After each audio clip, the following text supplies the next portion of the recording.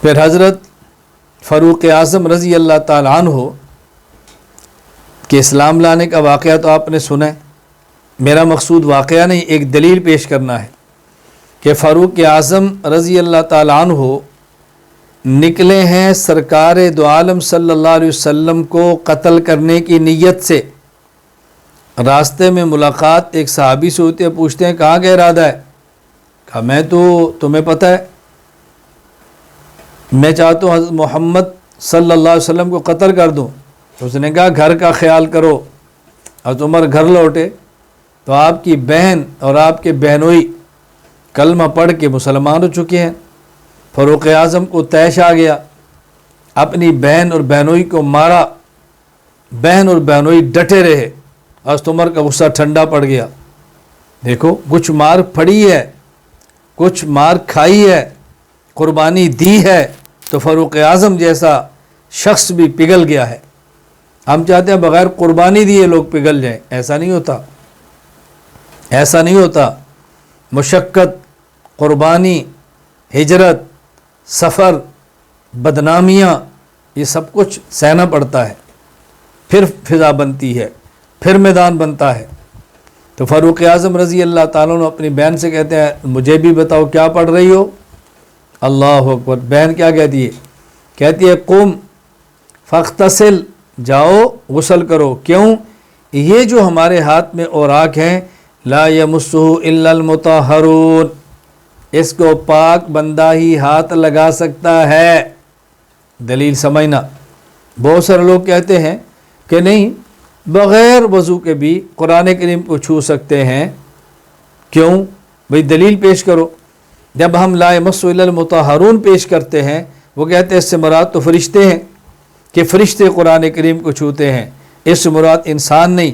فاروق اعظم کی بہن مسلمان صحابیہ فاروق اعظم سے کہہ رہی ہے قم فاغتسل، بعض میں روایات میں ہے اغسل، غسل کرو یا وضو کرو۔ کیوں؟ لا یمسہ الا المطہرون۔ تو صحابی کا استدلال اس آیت سے یہ ہے المطہرون سے مراد انسان ہے، کہ انسان بغیر وضو یا بغیر غسل کے قرآن کو ہاتھ نہ لگائے۔ رسول اللہ صلی اللہ علیہ وسلم نے اس دلیل کو رد نہیں فرمایا، صحابہ کرام نے رد نہیں فرمایا، پوری امت نے اس کو قبول کیا ہے۔ تو معلوم ہے کہ لا یمسہ الا المطہرون کا تعلق ملائکہ سے بھی ہوگا لیکن انسانوں سے بھی ہے۔ اس آیت کو بطور دلیل کے پیش کرنا یہ پیغمبر پاک کے صحابہ کا طریقہ ہے۔ تو ہم جو اس کو بطور دلیل کے پیش کرتے ہیں یہ طرز صحابیت ہے، اچھی طرح دلیل سمجھو۔ اللہ اکبر۔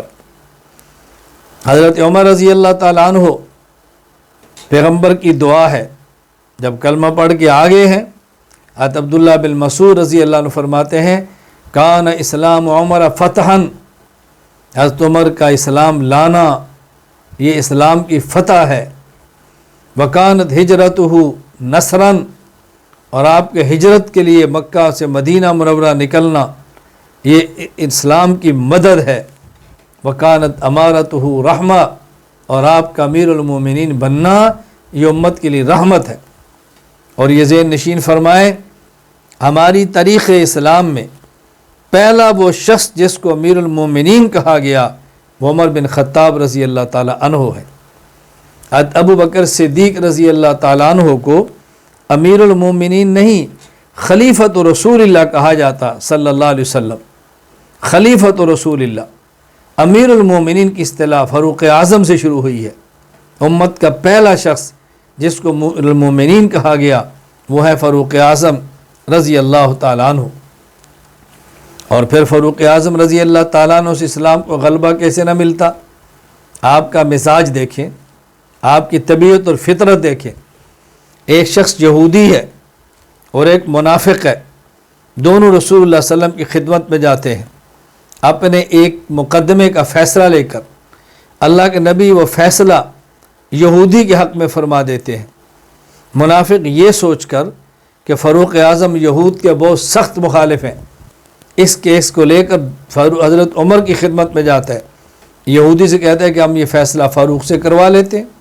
وہاں گئے، یہودی نے جاتے ہی فاروق اعظم رضی اللہ عنہ سے کہا کہ دیکھو عمر، یہ جو ہمارا مقدمہ آپ کے پاس آیا ہے، یہ ہمارا فریق دوسرا شخص پہلے اس مقدمے کو لے کر حضرت محمد کے پاس گئے صلی اللہ علیہ وسلم، انہوں نے فیصلہ میرے حق میں دیا ہے، یہ آپ کے پاس لایا ہے۔ حضرت عمر نے اس سے پوچھا یہ بات ٹھیک کہہ رہے؟ ہاں جی ٹھیک کہہ رہے۔ فرمایا ٹھہرو، میں ابھی فیصلہ کرتا ہوں۔ فاروق اعظم گھر سے تلوار لائے اور منافق کی گردن کو کاٹ کے رکھ دیا۔ فرمایا جس پر جو شخص رسول اللہ صلی اللہ علیہ وسلم کے فیصلے پہ راضی نہیں، اس کا فیصلہ پھر فاروق کی تلوار کرے گی۔ یہ یہودی دوڑتا رسول اللہ صلی اللہ علیہ وسلم کی خدمت میں گیا کہ حضور حضرت عمر نے تو فلاں شخص کو مار دیا، وہ چونکہ منافق تھا، ظاہر کلمہ پڑھتا تھا تو سمجھا مسلمان ہے۔ فاروق اعظم نے فرمایا کہ عمر سے توقع یہ نہیں ہے کہ کسی مسلمان کو مار دے۔ اب تعجب تھا، مسلمان کو کیسے مار سکتے ہیں؟ قرآن کی آیت اتری، فَلَا وَرَبِّكَ لَا يُؤْمِنُونَ حَتَّى يُحَكِّمُوكَ فِي مَا شَجَرَ بَيْنَهُمْ۔ اے پیغمبر تیرے رب کی قسم اٹھا کر میں یہ بات کہہ رہا ہوں، جو شخص تیرے فیصلے پر راضی نہیں وہ مسلمان ہو ہی نہیں سکتا، وہ مومن ہو ہی نہیں سکتا، یہ کوئی مومن نہیں ہے، آپ کے فیصلے پر راضی نہیں ہے۔ یہ فاروق اعظم غیرت اور حمیت ہے۔ بتائیں جب مزاج یہ ہوگا تو اسلام کیسے غالب نہیں ہوگا، کفر کیسے نہیں کانپے گا، کیسے نہیں تھر تھرائے گا۔ اور یہی فاروق اعظم رضی اللہ تعالیٰ عنہ کا مزاج، طبیعت اور فطرت ہے کہ اللہ کے نبی فرما رہے ہیں جس بازار سے فاروق گزرتا ہے اس بازار سے شیطان راستہ چھوڑ دیتا ہے، شیطان راستہ بدل لیتا ہے کہ فاروق آ رہا ہے، فاروق آ رہا ہے۔ بتائیں جس شخص کے مزاج میں یوں اسلام کی غیرت ہوگی تو دین کو تو غلبہ ملے گا نا۔